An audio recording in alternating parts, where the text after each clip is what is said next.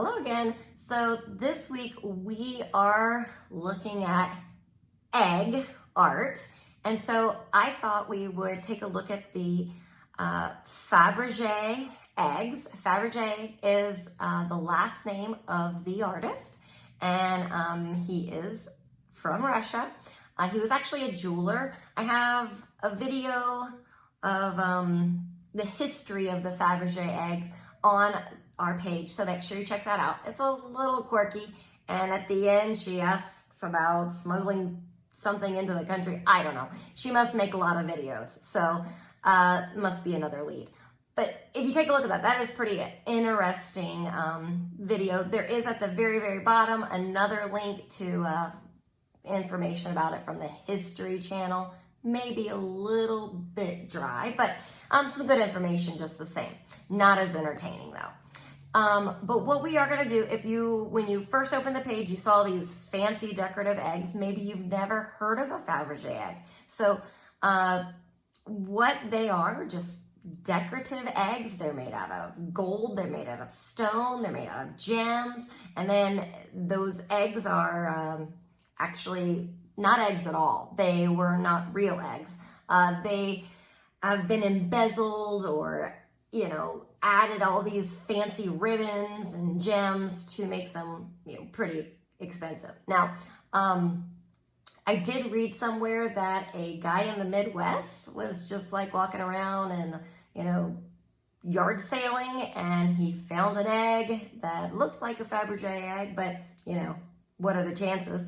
And he ended up spending like $1,300, so $1,300 on the egg, which you might be thinking, what kind of yard sale has those kind of ticket prices? But anyway, he was just gonna hoping to make about $300 to $500 in resale.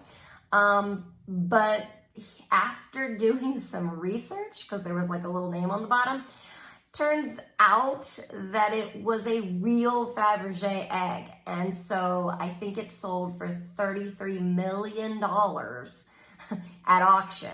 So next time I'm yard sailing, I will be keeping my eyes out open for those.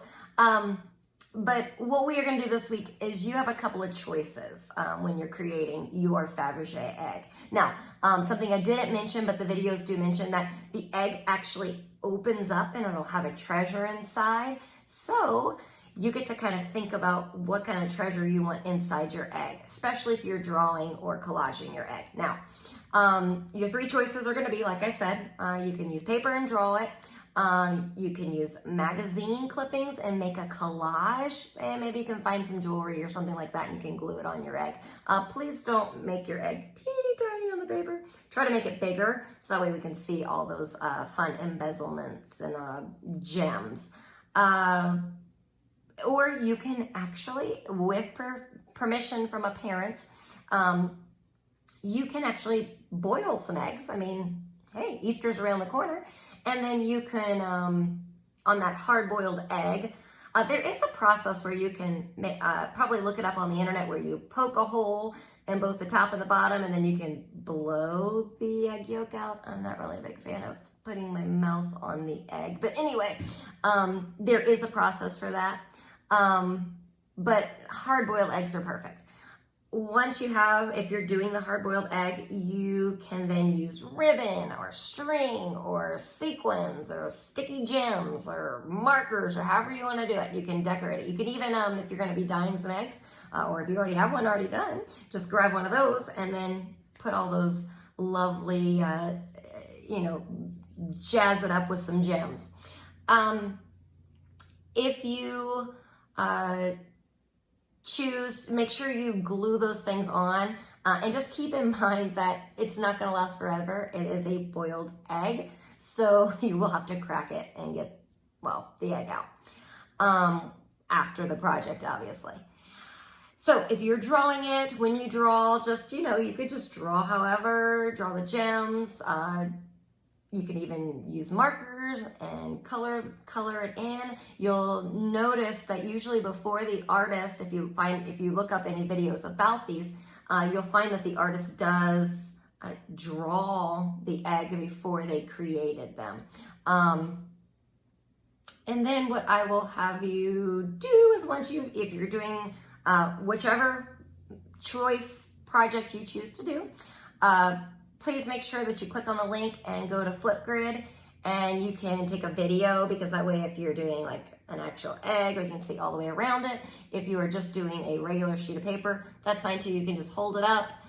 You can peek over and say hi, because I love to see your faces. You guys always get to see videos of me every week, but I don't get to see you always. Now I've seen some of you peeking around your artwork, but on Padlet, and I love that. That just warms my heart. But this way you will get to, if you want to share something with me, you can put it on Flipgrid.